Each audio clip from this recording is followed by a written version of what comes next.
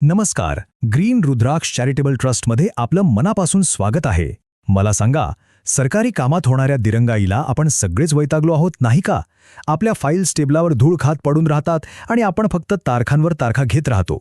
पण थांबा, आज आम्ही तुम्हाला या चक्रव्यूहातून बाहेर पडण्याचा एक कायदेशीर आणि एकदम ठोस मार्ग दाखवणार आहोत. साहेब, आज रजेवर आहेत. अहो, तुमच्या कागदपत्रामध्ये ही एक चूक आहे. एक काम करा, 2 दिवसांनी चक्कर मारा. ही आणि अशी अनेक कारणं आपण नेहमीच ऐकतो. पण आता हे सगळं असहाय्यपणे ऐकून घेण्याचे दिवस कायमचे संपले आहेत, हे लक्षात घ्या. हो, अगदी बरोबर ऐकलत. ही हतबलता आता खरंच संपली आहे. कारण आपल्यासारख्या सामान्य नागरिकाच्या रक्षणासाठी एक अतिशय शक्तिशाली कायदा अस्तित्वात आहे. एक असा कायदा जो आपल्या हातात एक असामान्य ताकद देतो. चला तर मग ओळख करून घेऊया आपल्या या कायदेशीर मित्राची.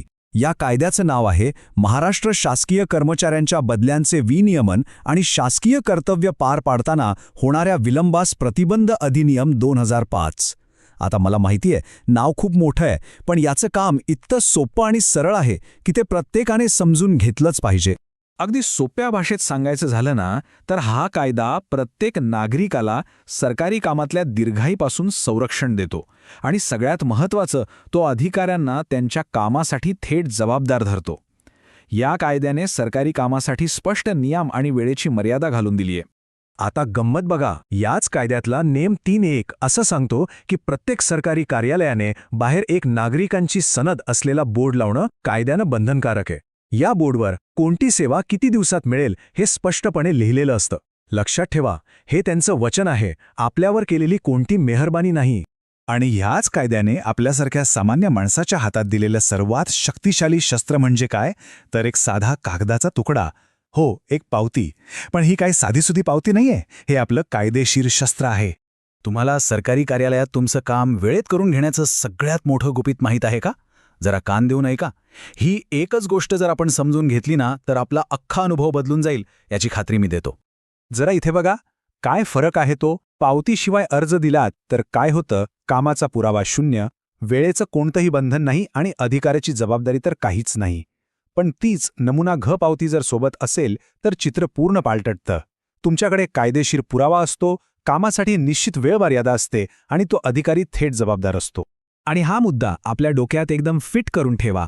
कायद्यातील नियम 3.5 नुसार तुम्ही अर्ज दिल्यानंतर तुम्हाला पोचपावती देणं हे अधिकाऱ्यावर बंधनकारक आहे. हे त्यांचं कायदेशीर कर्तव्य आहे, जे ते टाळूच शकत नाहीत. आणि हे बघा, ही आहे ती जादूची पावती, नमुना घ.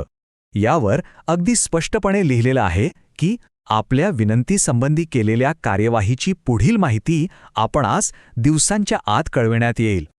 ही जी रिकामी जागा आहे ना, ती भरून घेणं हाच आपला हक्क. हे एक वाक्य मनात कायमचं कोरून ठेवा. पावती हाच आपला पुरावा आहे आणि ती पावती मिळवणं हाच आपला हक्क आहे. या एका गोष्टीमुळे सगळा खेळ बदलून जातो. या कायद्यामुळे अधिकारी काम टाळण्यासाठी जी वेगवेगळी कारणं द्यायचे, ती सगळी आता कालबाह्य झाली आहेत. म्हणजे नंतर या असं आता कुणीही तुम्हाला म्हणू शकत नाही. आता तुम्ही विचाराल का? चला तेच पाहूया. अनेकदा अधिकारी काय म्हणतात, तुमचे कागदपत्र अपूर्ण आहेत, पण नियम 3.4 नुसार तुम्ही अर्ज सादर करताच अधिकाऱ्याने तो नमुना ग म्हणजेच तपासणी सूचीनुसार तात्काळ तपासायला हवा. त्यामुळे नंतर कारणं सांगायला त्यांना वावच उरत नाही. प्रक्रिया अगदी सोपी आहे.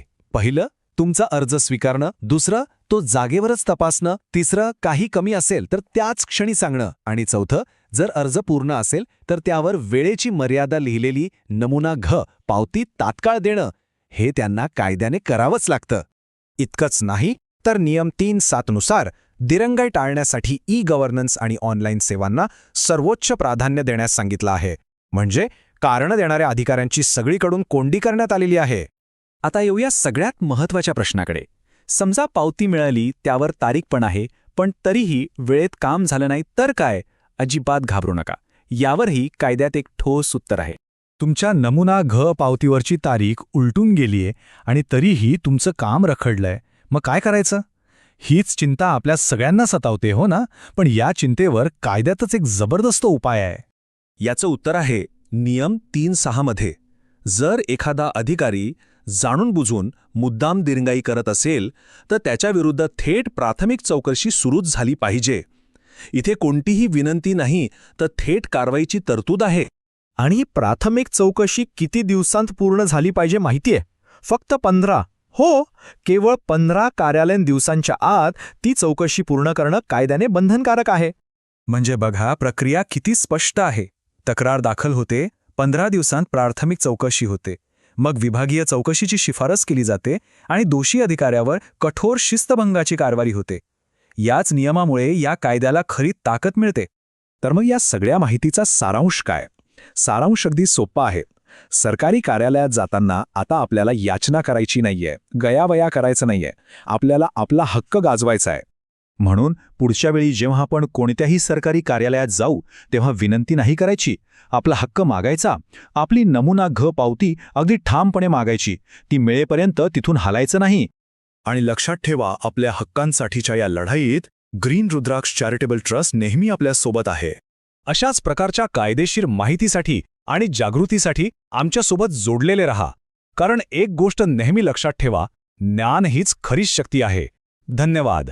या सुंदर आत्मिक प्रवासात माझ्यासोबत केल्याबद्दल तुमचे खूप खूप धन्यवाद.